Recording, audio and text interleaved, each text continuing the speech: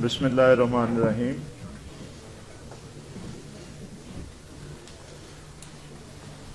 Honorable Chief Justice, Supreme Court of Pakistan, Justice Gulzar Ahmed,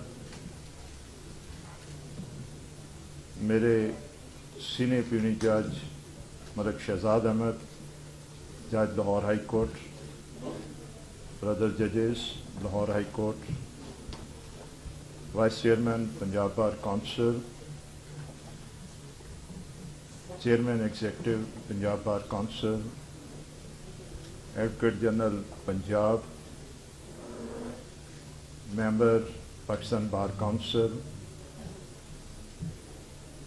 general secretary supreme court bar association, दीगर मेंबरान Punjab bar council और दीगर district judiciary से आए हुए मेंबरान और लीगल फ्रेटर्निटी से मुंसलिक लेडीज़ एंड जेंटलमैन, अस्सलाम वालेकुम। आज की ये तकरीब एक ऐसा कदम है जिससे आप लोगों के नुमाइंदों ने हमारे साथ अपने मसाइल शेयर करने के लिए कुछ बातें हमसे यहाँ की और जिसका कुछ हमने भी आपसे शेयर करना है, इसीलिए हमें आपने यहाँ बुलाया। मैं आपका, आपके नुमाइंदों का, वाइस चेयरमैन का, एग्जीक्यूटिव चेयरमैन का इस बात पर शुक्रिया अदा करता हूँ। पहली बात जो यहाँ डिस्कशन में आई कि आपने यहाँ अहमद कयूम ने ये एक क्वेश्चन रेज किया है कि आप 780 क्यों लगाते हैं। आप ज़रा ये बताएं, आपको किसी के घर में दाखिल होने का इख्तियार किसने दिया है? कौन सा आपके पास ऐसा कानून मौजूद है या राइट मौजूद है कि आप किसी के घर में उसको रोंद डालें, उस घर के सारे अफराद को ढूंढ डालें? ये कौन सा इख्तियार है? ये किस किस्म का वायलेंस है जो आप कर रहे हैं?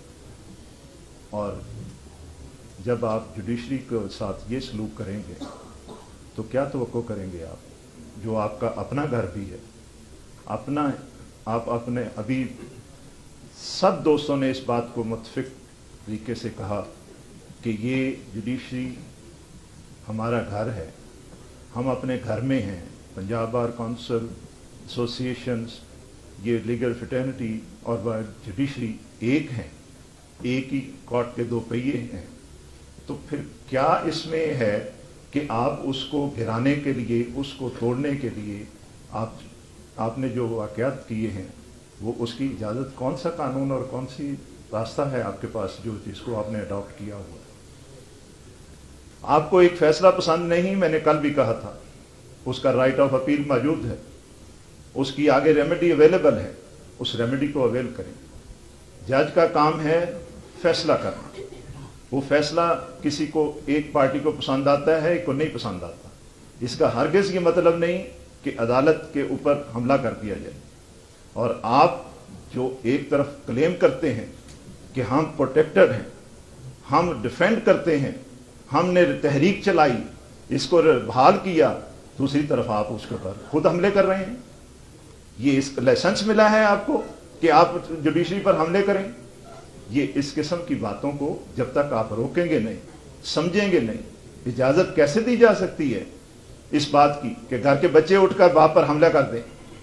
किस तरह ये इजाज़त, आप अपने बाप पर इसी तरह हमले करते हैं अगर वो आपकी बात ना माने, अगर वो फैसला करे? तो ये सब कुछ आपको सोचना होगा। और जब तक आपको इस बात से रोका ना गया तो हालात इससे भी ज़्यादा ख़राब हो जाएंगे। बार एसोसिएशंस इसलिए नुमाइंदे मुंतखब करती है कि उनकी बार एसोसिएशंस की बातें आगे की जाएं, ना कि पर्सनल मैटर्स को लेकर अपने आगे आया जाए। 99% आपकी बार एसोसिएशंस के नुमाइंदे जो हैं डिस्ट्रिक्ट जुडिशरी में, वो ज़ाती मसाइलों के लिए डिस्ट्रिक्ट जज साहबान को मिलते हैं, ज़ाती कामों के लिए मिलते हैं। कभी किसी ने किसी काज के लिए आगे नहीं बढ़ा और कोई जाकर उसके लिए उसने जाकर उनसे कोई ऐसी उनको कोई बात उनके लिए कोई रास्ता हमवार करने के लिए कोई कोशिश की गई हो, ऐसा कभी नहीं हुआ। 1-2% ऐसे केस होंगे जिनमें कोई कॉमन काज होगी, अदरवाइज इस केस में ये किया जाए, उसमें ये किया जाए। ये बार एसोसिएशन के नुमाइंदे हैं, इसलिए मुझे ये बात यहां खुलकर अब कहना यहां पड़ा। आपने कहा कि हम खुलकर बातें कर रहे हैं, घर में बैठे हुए, तो आप सुने भी कि हालात क्या हैं। अब जिनको आप इलेक्ट करते हैं वो जाकर ये काम करते हैं। इसी तरह आपने कुछ बातें और यहां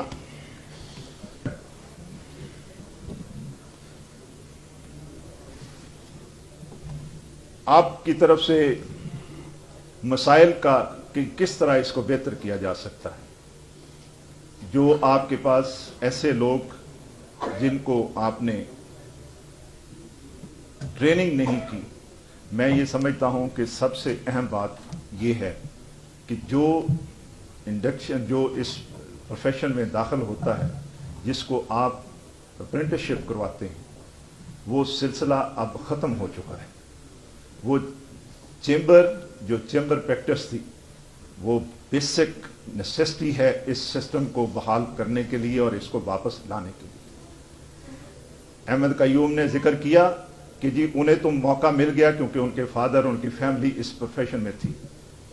मैं आपको 90% ऐसे लोगों का नाम गिन सकता हूं कि जिनका इस प्रोफेशन से दूर दूर वास्ता नहीं था, और वो हाई कोर्ट के बहुत बड़े जज भी बने और सुप्रीम कोर्ट के जज भी बने, और वो वकला में भी इस वक्त टॉपर है।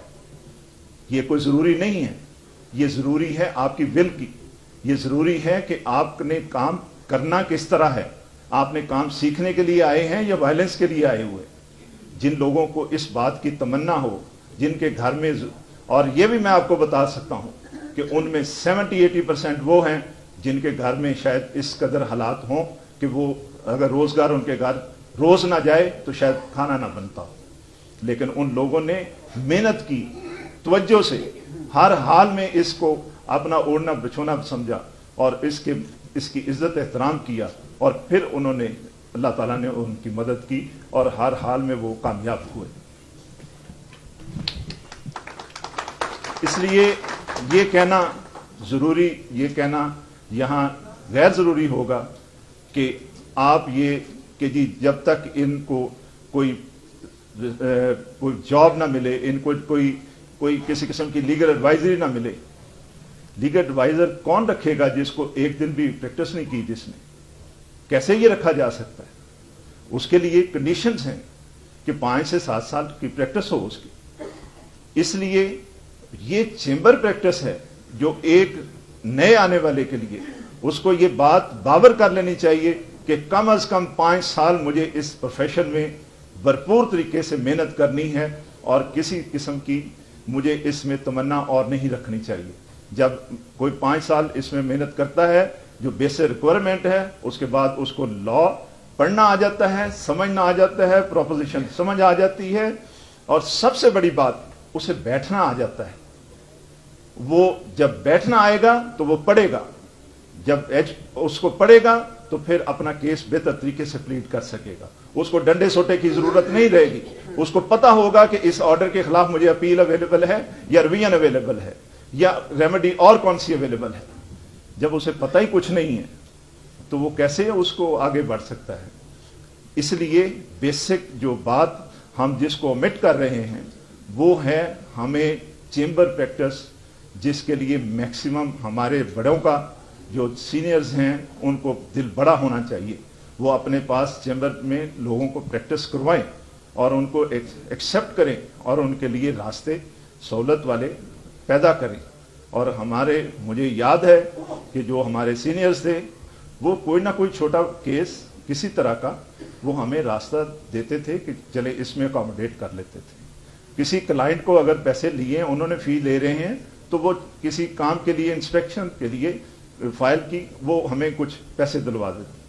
یہ سسٹم تب ہی چلتا ہے جب آپ چیمبر میں جائیں گے. جب آپ چیمبر میں نہیں جائیں گے تو پریکٹس کیسے سیکھیں گے آپ؟ اور میرا یہ بھی اس بات پہ یقین ہے کہ جب آپ پریکٹس کرتے ہیں کسی چیمبر میں اور 5 سال بعد جب آپ اس سے علیحدہ ہوتے ہیں تو اس چیمبر کی کم از کم 30% لیٹیگیشن آپ اپنے ساتھ لے کر جاتے ہیں.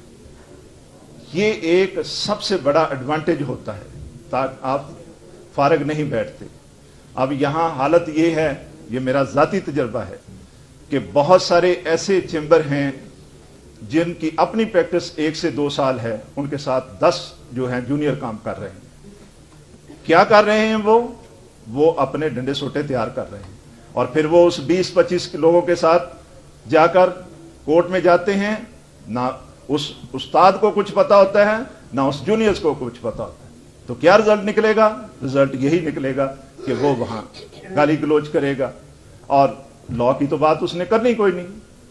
یہ ساری چیزیں جو ہیں اس کے لیے آپ سب کو بیٹھ کر سوچنا ہوگا. ہم بھی آپ کے ساتھ ہیں, ہم بھی آپ کا کہیں یہ نہیں ہے کہ کسی جگہ ہم کہیں کہ ہم آپ کے ساتھ نہیں ہیں. ہم آپ کا ساتھ دینے کے لیے تیار ہیں, لیکن اس کے لیے کوئی میکنزم آپ بنائیں. صرف یہ نہ کہیں کہ یہ تکلیفیں ہیں, یہ پرابلمز ہیں, راستہ بتائیں کہ کس طرح اس کا حل ڈھونڈنا ہے, اس کو کیسے ریوائیو کرنا ہے اس سسٹم کو. اور جب تک یہ سسٹم آپ ریوائیو نہیں کریں گے میں نہیں سمجھتا کہ یہ سسٹم دوبارہ آگے پرلانگ کرے گا. یہ اسی طرح وائلنس پھر ہوتی رہے گی, لیکن ان وائلنس کو روکنے کے لیے جوڈیشری کے پاس اور کوئی آپشن نہیں ہے.